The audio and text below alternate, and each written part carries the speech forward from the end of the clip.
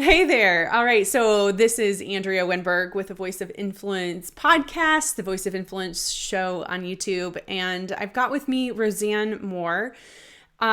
We have been exploring on the Voice of Influence podcast, we've been exploring in particular the difference between healthy and unhealthy influence. It's very important to us. And I think it's highly relevant and important for us to cover. And so over the last few weeks and through the summer of 2020, we have been interviewing people for that on our show and on our podcast. So if you haven't checked that out, we encourage you to go to voiceofinfluence.net and find our podcasts or wherever you listen to podcasts.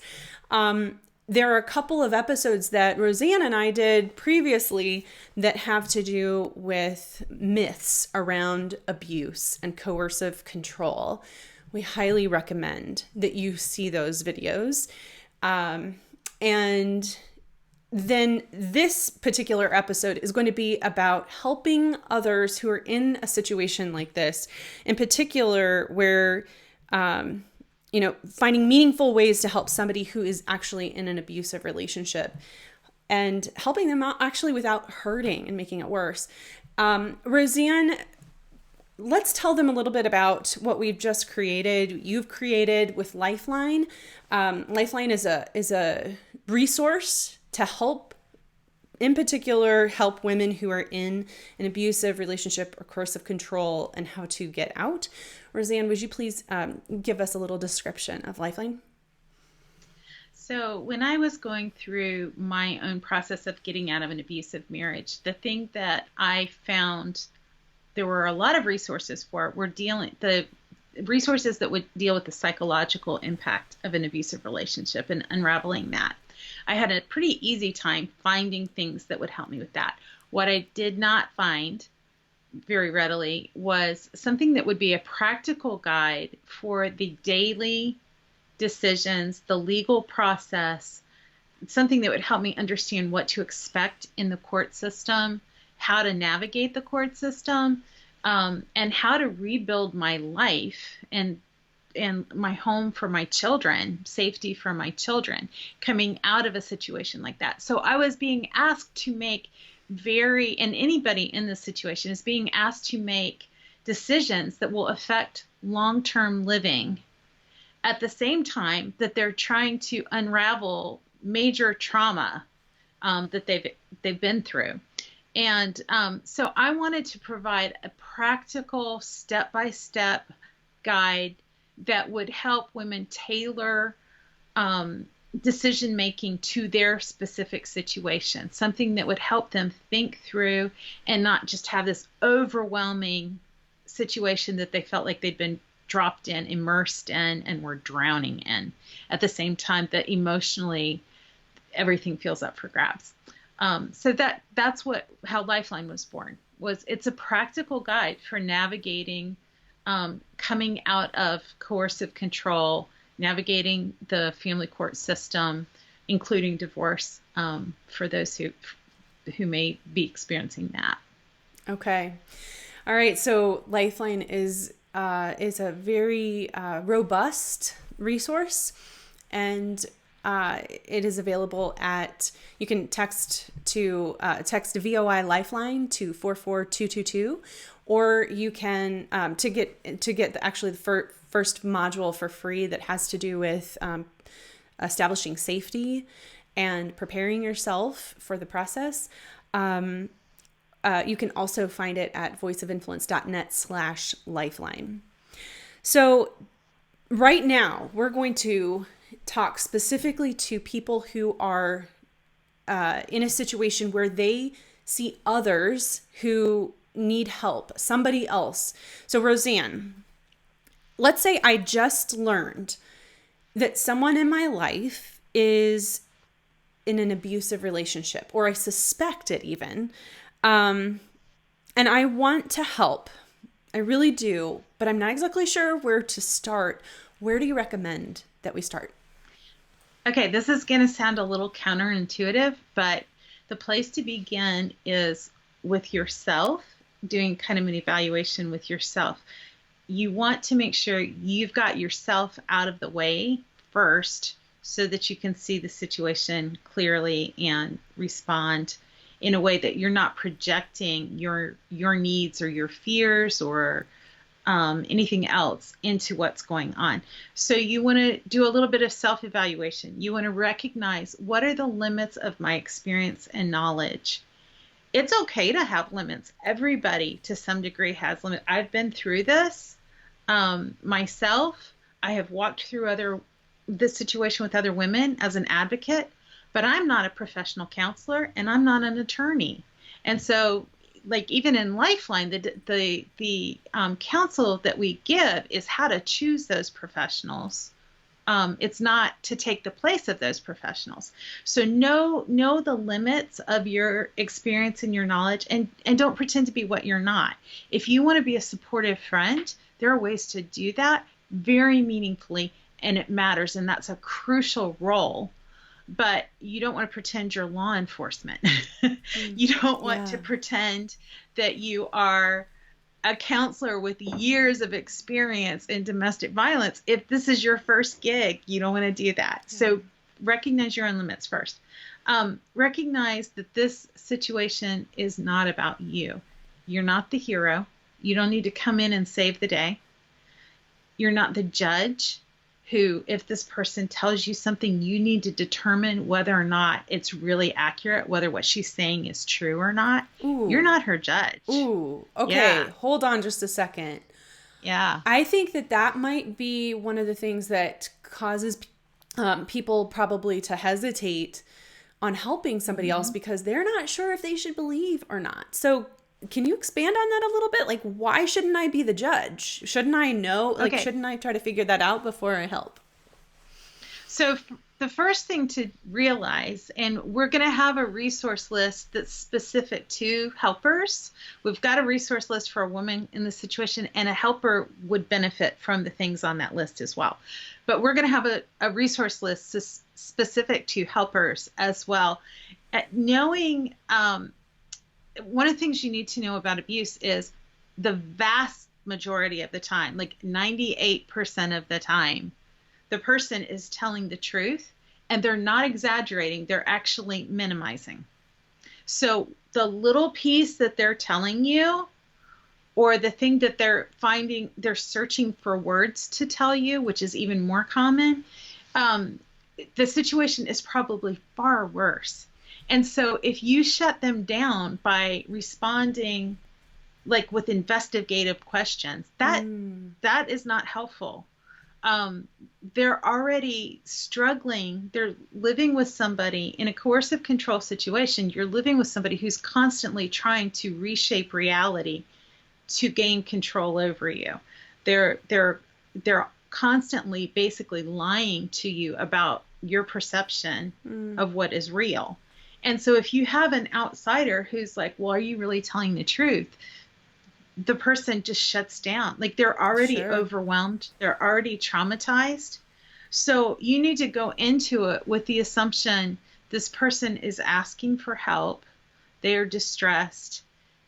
I'm going to assume that they are telling the truth. Part of the reason you can assume to do this is because people automatically go, oh, no, you're supposed to presume innocence until proven guilty. All right, you're not a court of law. Nobody's going to jail because of what you do, okay? So that's not your role here. Again, this is back to knowing your limits of what your role is. That you're not the jury. This is not a court of law. You don't have to presume that she's lying. You know, you need to give her the presumption of innocence, that she's telling the truth. You need to begin there, because if she is lying, that's going to come out over time. And the fallout from that is, at worst, you can go back and you can apologize to the person. It's not going to be a big cleanup, because everything is against an abuser, a victim of abuse coming forward. Everything is for in place to protect against false accusation. Okay. I know that's an unpopular idea. Is it on the rare occasion somebody gets falsely accused, is that a horrific thing? Yes, it is. But there are ways to clean that up. You get it wrong, you assume she's lying, and you handle this badly, you could get somebody killed. I mean, it's that serious. So you need to go into this, and you don't rush into this. And again, this is about knowing your role. You don't have to be the judge. You go, you listen, and you look for ways to support. You don't have to be the arbiter of what is true. You start with, how can I listen and be supportive? You don't have to be the great savior and rescuer. That's not your role. Again, what a woman in this situation needs is not somebody else to come in and take over, even with good intentions of rescuing. What she needs is to have someone who helps her gain clarity so that she can use her own agency to make decisions. That's another reason why you don't need to be the judge. She needs to be able to have her own agency. And if you come in and you tell her what you think is real and what you're not, that's pretty arrogant, for one thing. You don't know what happened behind closed doors. You don't need to be the expert for her. If you're not if you have years and years of experience in working with domestic violence, you're an expert. And experts know not to try to take over. They listen well. They handle that well. Okay. But don't come in as if you're the expert. And don't come in, for those who are spiritual, don't come in as the voice of God. Right. I've seen that happen a lot. Sure. In religious circles. I want to give a quick example of a situation that I saw where this was handled very, very badly. And it was not from wrong intentions. The intention was to help. The intention was good. I knew the person who did this, their stated intention was to be, to help with justice and protect the oppressed. But they didn't know enough. And so they went in and they had a need to be the hero. They had a need to save the marriage for the sake of a personal need, like a desire to be the hero. Okay. Right. And it wasn't something they recognized in themselves, but everything they said and did revealed that was the driving force in what was going on, because they weren't listening well. They made assumptions. When the abused woman tried to disclose what was going on, and there was evidence that what she was saying was true, the response was, I know that that's your opinion that he's abusive, but I don't believe that's real. Whoa. How arrogant is that? They hadn't been there for the things that she had been there for. Wow. How arrogant to tell her that the situation she was in, that they were not present for, was just a figment of her imagination. When there was a lot of corroborating evidence that what she was seeing was real and true. But they didn't ask good questions. They needed the marriage to be fixed because they needed to feel like they were the ones who had saved the marriage. Why does somebody feel like they need to be the one to save it? Like, what's behind that? I mean, I'm sure it's a lot more than just a little bit, but can you just give us a snippet? If it's a family member, all right. So if it's a family members don't want the disruption for the children or for the family. They don't want the embarrassment. There's a lot of reasons why a family member doesn't want that kind of disruption in the family relationships. Sure. It's messy. Same thing can happen with close friendships. They don't want to take sides. It's messy. It's disruptive. In this case, it was a religious circle, religious leaders. And so as religious leaders, their focus was on, well, God has ordained marriage and they made vows before God. And God hates divorce. And they had all of these things in their head that they weren't recognizing. Safety for the victim is the primary goal, not saving the marriage. If you can save the marriage, that's great, but you can't, I shouldn't say it that way. because you can't save the marriage. If it turns out that the marriage can be saved, and it will happen only if the abuser deals with his stuff, um, which is not something you can control and is not something that necessarily is going to happen simply because he says he wants it to happen, because he can say right words. Actions have to be there. Um, but you can't control that. And so that cannot be your goal. What you can make as a goal is doing everything possible to help the victim be safe. And along with that, her safety and well-being is the point, not your comfort level. That's the other factor. People, it feels messy. People are afraid of being wrong. Well, what happens if you're wrong? You can always go back and you can say, hey, I totally blew it and I'm sorry. And, is it disruptive? Is it hard to recognize that you've made a mistake and come back and take ownership? Well, guess what? That's maturity. Sorry. None of us get it right all the time about everything. But if you're looking at percentages, you're going to be far more likely to be wrong if you don't listen to her than you are if you do. So if you just, from sheer percentages standpoint, it makes sense that you assume she is telling you the truth and you support her accordingly. And that doesn't mean over time, as things unfold, if there's evidence that she's lying, and evidence is not the same as things look disruptive, because if she's traumatized, it's going to be messy. Her timeline's not always going to be right. She's going to say contradictory statements. She's going to seem confused. All the things that people look at and say, oh, well, she's changing her story, she must be lying. That's actually an indication that she's traumatized and she is telling the truth. And if she's turning to drugs and alcohol or some other behavior that you would normally look down on, maybe maybe it's not, maybe you need to look at that in terms, maybe we need to look at that as an evidence of her need for help. Yeah. I mean, some of the things, if you think about the fact that a coercive control relationship is basically a hostage situation. Right. It's a socially and legally mandated hostage situation where the person that you had entrusted your life to turns out to be your greatest danger. That's pretty freaky, for anybody. That's the stuff of horror movies, quite frankly.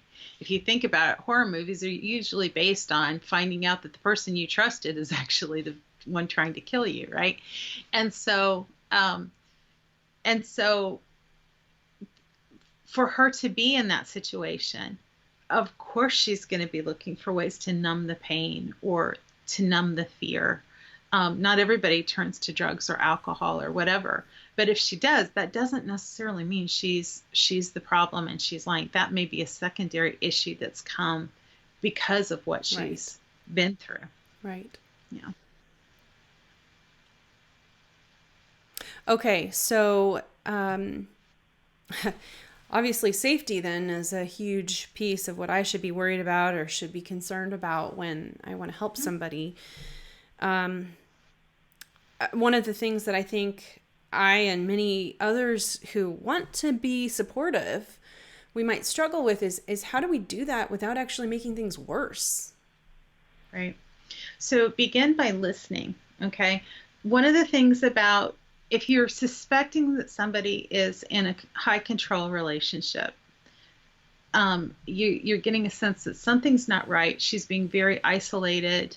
He may seem very charming and very nice, but she looks shut down, and she's the smile is always pasted on, but there's something in her eyes that you see that is dying. Okay. Those are all indicators something's not right. You don't want to automatically assume, oh, okay, she's an abused wife. You want to do what you would do in any situation where you see somebody suffering. You see indication that somebody is suffering. You want to ask how they're doing. You want to ask good questions that show that you are concerned and you are available. And you don't want to assume that you have information or understanding that you don't have. Okay. So when she gives you a little piece of information, you don't want to automatically assume you know what that means. You want to probe further. How did that make you feel? Then what happened next? Does that happen often? What kind of thing makes that happen? Um, I had a situation with a friend that I had not seen in several years, and I crossed paths with her in a public place, and I was just chatting, asking how the family was, but I could see in her face like something was not right. Um, she had been a very vibrant person before. She was very subdued, very shut down. I didn't know if she was just tired or whether something was going on. And so as I asked, about her kids, how she was doing, what was happening, the things she started sharing indicated, okay, things are not going well at home. And so I began asking just gentle questions about how long has it been like that? What kind of help have you been able to get so that you're not alone in this? And the more she talked, the more I thought, this sounds like an abuse situation. Now, if I had said, are you being abused? That would have freaked her out. Yeah. Okay, first of all, we're in a public place. It would have scared her. If she hasn't come to terms with that and she can't put words to that yet, that would have been like, whoa, what are you talking about? And so my question to her was just a gentle, quiet, are you safe at home? And her eyes filled with tears when I asked that. Mm-hmm. And that was the point when she opened up and she shared more. That question, are you safe? That's not a tool that you want to just automatically pull out of your belt and use for everything.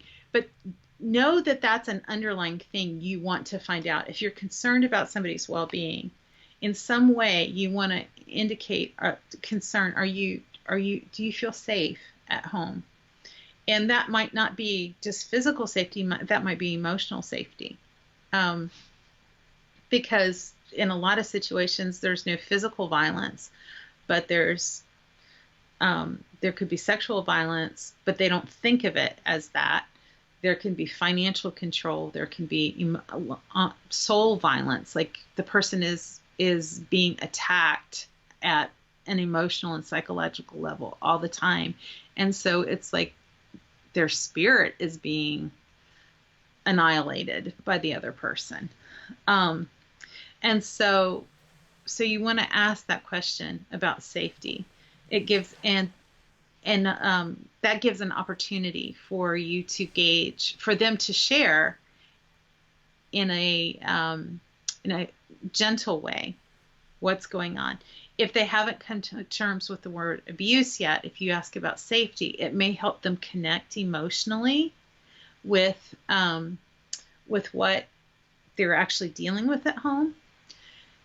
And if they have come to terms with, all right, there is abuse, but I'm afraid I can't talk about this freely. I don't know who understands, who's going to believe me. I mean, like, who is going to believe me?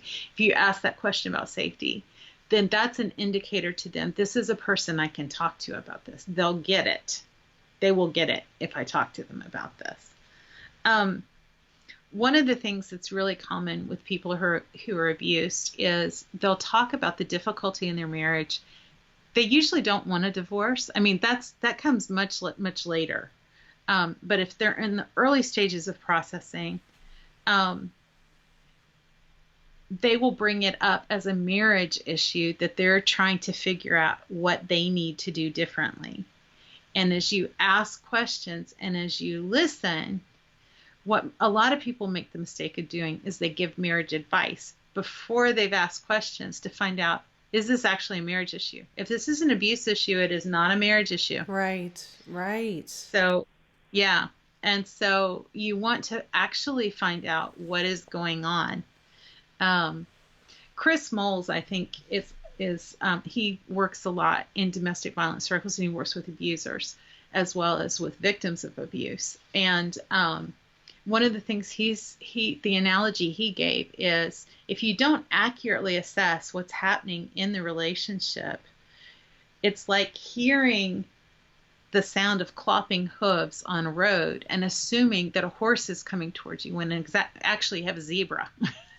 And so what happens a lot of times is people, they project their own relationships into Yes. something that somebody says about the marriage, and they try to give marriage Or advice their when the person experience is with somebody else. It's all about exactly, their own yeah, experience, though. exactly, which is why getting yourself out of the way first and asking good questions is going to be primary to being a Yeah. good helper.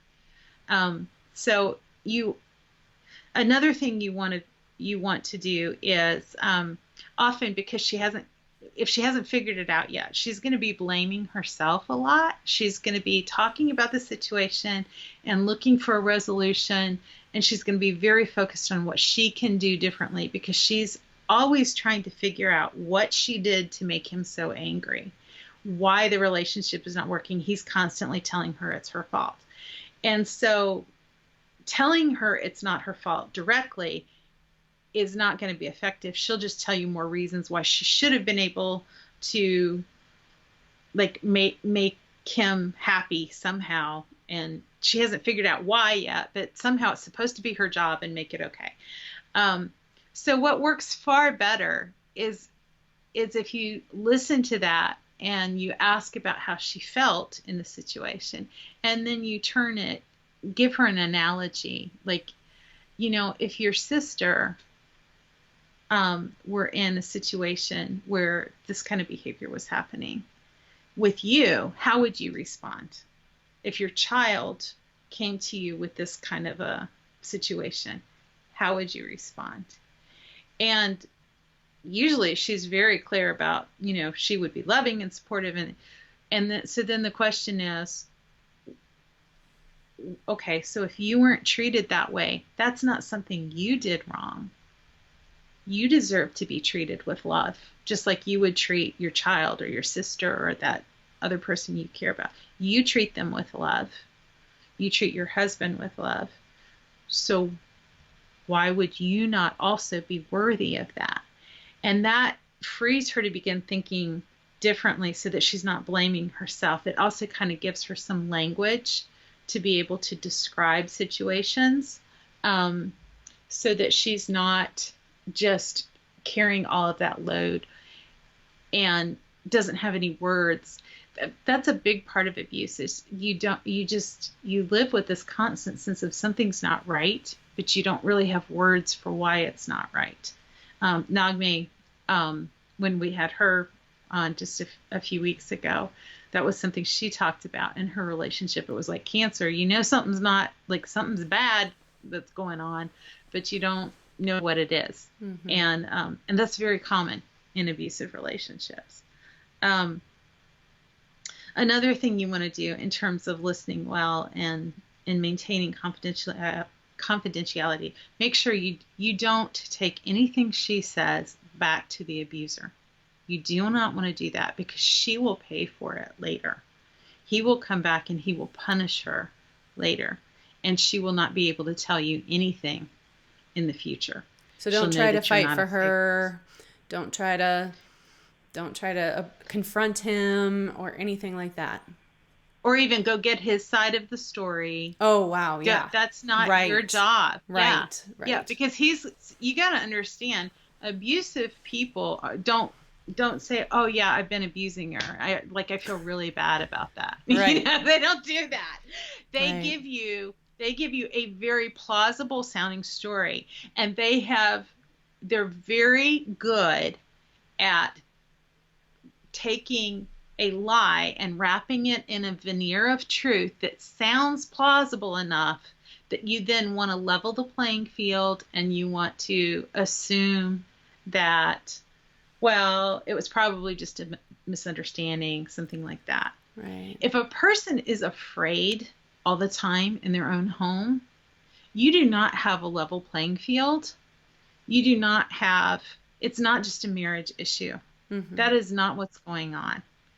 And so that's why asking questions, finding out, gauging what her level of fear is.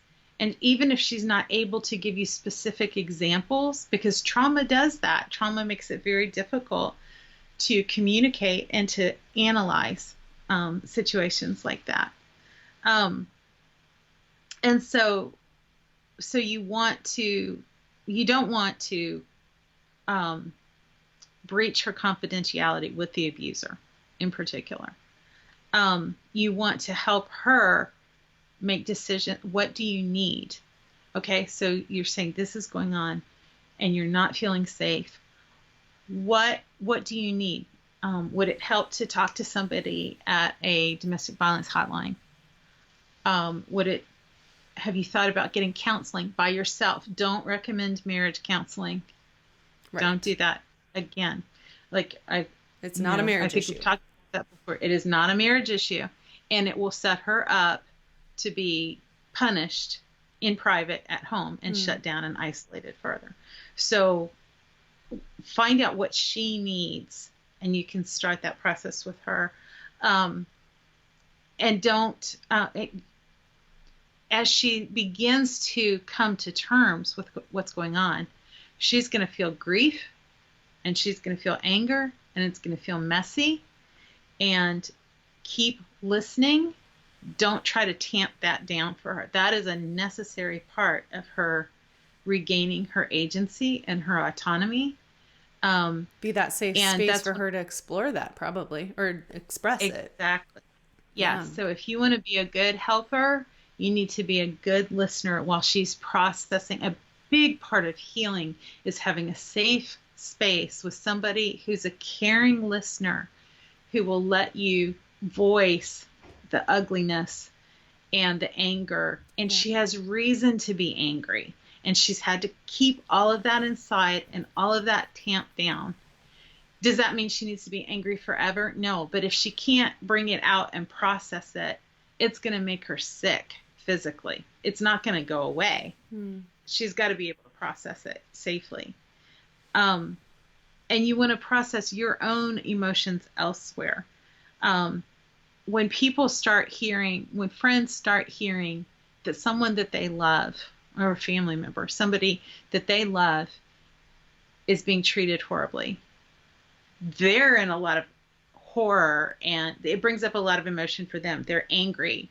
They're horrified. They feel guilty that they didn't recognize it sooner. They feel like just off balance. Like, how could I not have seen this sooner? How did I get deceived in this? So you want to continue getting yourself out of the way by processing your own stuff, but you want to do that separately from your friend or family member. You don't want to ask them to help you process it. They have enough on their plate already. Process your own emotions elsewhere. Get help with that. And you don't want to try to jump in, take over, and say, well, I'm going to tell him like it is. You will escalate things further, and you could create a potentially extremely dangerous situation. When you're dealing with a high control person, they are always, it's like a tug of war thing. They're always looking for a battleground, always looking for a game of tug of war. They don't have to win. All they need is somebody to pick up the rope. So if she's trying to de-escalate the situation, and you go over and you try to pick up the rope on her behalf, he's won, and she's going to pay for it. She is going to pay for it. You have just empowered him. And your idea of can you say that again? And your idea? Start there. Your idea of confrontation and of saying what is true and bringing him to account, all of that kind of stuff that rises up. And it's understandable. You want justice, right? You want justice for the person that you love. But all of that stuff in you that rises up and wants to come and make sure truth happens, and he has to face what he's done, it's going to come back and punish her. It's wrong to do that. You don't want to do that. That puts her in a more dangerous situation. And quite frankly, it's not your place. If the time for confrontation needs to happen, that's for her to do. It's not for you to do. Okay. She's lived with this situation a lot longer than you have, and if there comes a time for her to do that, she'll know when she can do it safely.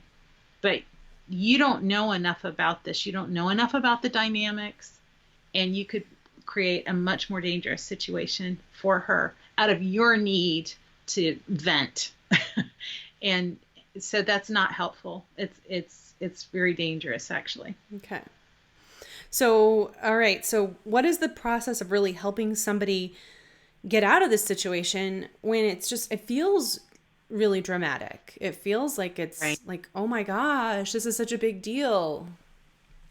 Yeah. So if you watch it on TV, right, it's always the drama, right? In TV or movie or whatever domestic violence stuff, they always make the conflict really high and make it really dramatic and big rescue and all these big emotions. The reality is the best way to help is to restore her agency.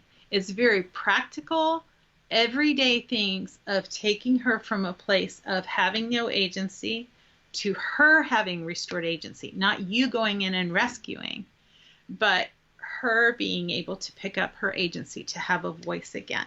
So transformation is actually going to look very practical. She's going to need housing. She's going to need food to eat to keep up her physical strength. And in a high drama, high emotional situation, sometimes she might forget to eat. She might need to be reminded of that. She might need you to bring a meal so that when she's working on paperwork for court, she doesn't have to think about supper for her kids. That's covered, you know. She's going to need rest. When you live with somebody who is not safe, you don't sleep well. Like you're always on high alert. You're dealing with PTSD issues. So when you get out of that, like your body is depleted. You need physical rest. You're exhausted. Plus there's all these emotions that you're processing. And so that's draining physically as well. So you need physical rest. She's going to need transportation. I mean, does she have transportation? If she doesn't, she might need that. That might be something she'll need help with. She's going to need legal protection. She may need childcare. She would benefit from counseling if that's something she wants to pursue. Don't push it. When she's ready for it, it can be offered as a safe place for her to unpack this rather than, oh my gosh, you are so messed up, you need counseling. Sure. Instead, you've been through a very traumatic event, and I think you need a safe place to be able to talk through this with somebody who's going to care and be able to be there for you and understands what you've been through. If it can be presented like that. I've sometimes talked to people who have been through stuff, and counseling has been pushed at them as if you're broken and you need to go get fixed. And yeah, yucky, nobody wants to feel like they're the broken, messed up person that everybody looks at and thinks less of. And I know with my own kids, my daughter at one point said she was sitting in the counselor's office waiting to meet with her counselor, and she said a man in his 40s came into the waiting room while she was waiting for her turn, and he was obviously very anxious about being there in the waiting room. And he was chatty, and he finally said to her, "So does this feel weird to you that you're at a counselor's office?" And she said, "No, my mom says it's kind of like going to the doctor for your primary care visit, your well child checks and stuff like that. It's just you need to take care of your heart and your mind as well as your body." And she said he got this look on his face like that was a completely new thought. That's great. But really, that's how you want to present counseling. Like, you've been through a very traumatic event. You are a strong person who has survived this. But I think it would be really valuable for you to have a safe place where somebody else could take care of you rather than you having to always hold it together. And then giving her permission for self-care, because she's been in a relationship where all resources have been poured into keeping him calm. Like trying to keep him from blowing up or keep him from punishing her in some way. It may not always be explosive anger. It may be covert manipulation. But all of her resources have been basically focused on trying to keep him from acting out. And so giving her space, like she needs self-care. She needs a chance to recover, taking care of herself. I know when I was at the point where I was filing for separation, my youngest son was 3 years old. And one of the self-care things that I did before I filed, because assets were going to be divided, based on that. And all of those years, I was still wearing maternity clothes. He was 3 years old. Oh, yeah. And I was still wearing maternity clothes because we weren't going to spend money on me having clothes. It didn't matter that they didn't fit. It was just, we weren't going to spend money on me. They weren't worn out, so I should just keep wearing them, right? So self-care for me was buying clothes that actually fit, that were non-maternity clothes. So things like that. And then work, she's going to need work at some point, but that may need to come incrementally. She's been through a really traumatic thing. And so having to take on, if she hasn't been in a full-time job, to have to suddenly take all of that on at the same time she's got all of this upheaval on. Sometimes people have unrealistic expectations of somebody who's been highly traumatized, and they expect them to just, be responsible and all of that. Well, you wouldn't expect somebody who had been in a car wreck and needed months of rehab for a physical injury from a car wreck to just be able to walk into a new job and start something new and take care of themselves. You would recognize that they needed help getting to that point of independence. It's the same thing here. She's going to need help getting to financial independence. And she needs permission to do that rather than pressure. I had a friend who had, she was a mother of 7. She had 5 children still at home when her husband, she found out he was a serial adulterer, and there were other drugs and other issues involved. But she got pressure from other people, because they knew she was under financial pressure. He wasn't paying child support and alimony the way it was supposed to. And they said, well, you just need to go get a job at the grocery store. And she's like, for $8 an hour, so I'm not going to make very much. And I homeschool my children. And she had children with some learning needs that homeschooling was the way that she needed to go with those.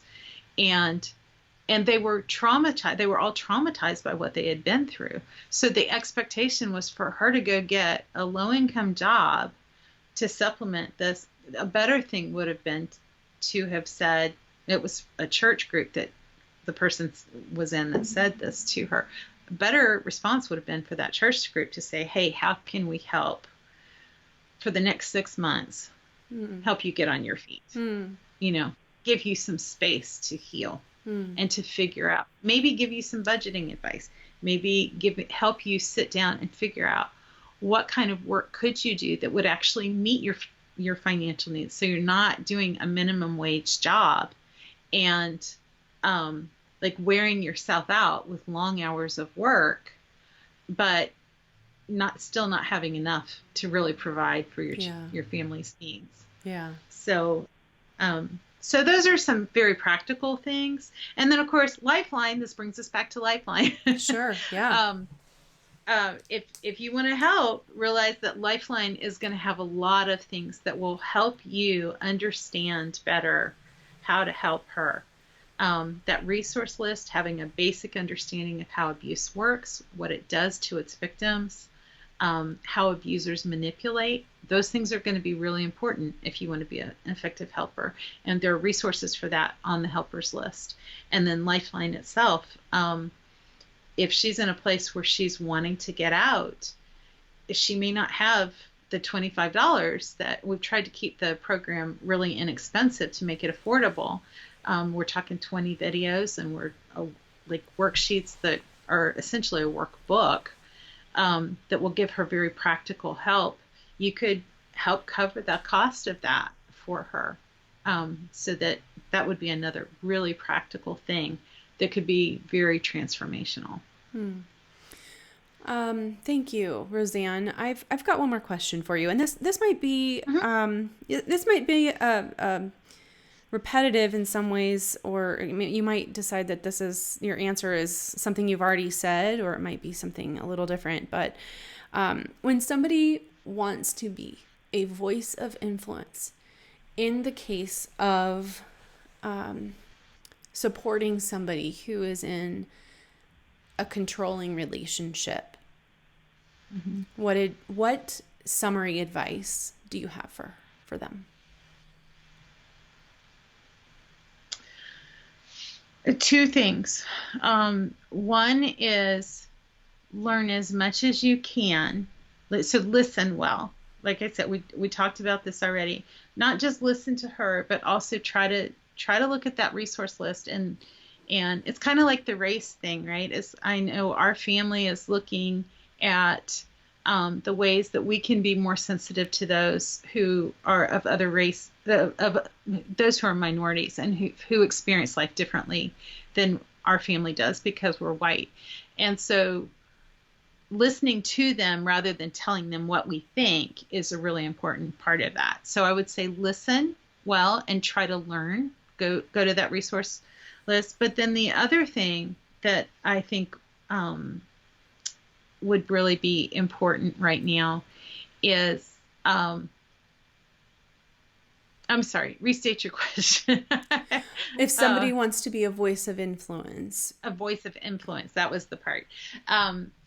The other thing that you can do is understand that she has constantly in her head a litany of accusation that he has poured out on her for all this time. He has undermined her perception of reality. And so you don't want to come in and try to be the voice of reality to her.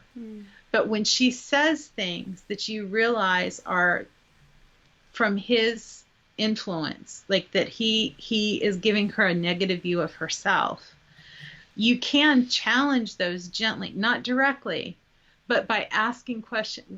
Why do you think that about yourself? Do you want to know what I think? What I see in you? You want to reaffirm the good things that you see about her. Your best way of being a voice of influence on her behalf is to help her find her voice again. See in her what she can't see in herself right now. And so you don't want to come in and be a voice for her as much as you want to call out of her voice that has gotten lost in all of the other noise. Absolutely. Thank you so much, Roseanne. And that gets to the heart of what we do at Voice of Influence, is helping other people too. When you want to be a voice of influence, the thing that you do is you help others express their voice and do it in a respectful way and all that. But anyway, I really appreciate you and your voice of influence for on behalf of those whose voices have been oppressed, those who are struggling to figure out what to do next. Thank you, Roseanne, and thank you for helping us to know better how we can help without hurting and have that meaningful impact in that way. So thanks for the opportunity to talk about this again. Of course. Again, you can find the resources that Roseanne talked about at get access to Module 1 of our course Lifeline by texting VOI Lifeline, all one word, to the number 44222, or go to voiceofinfluence.net/lifeline. All right. We'll see you soon.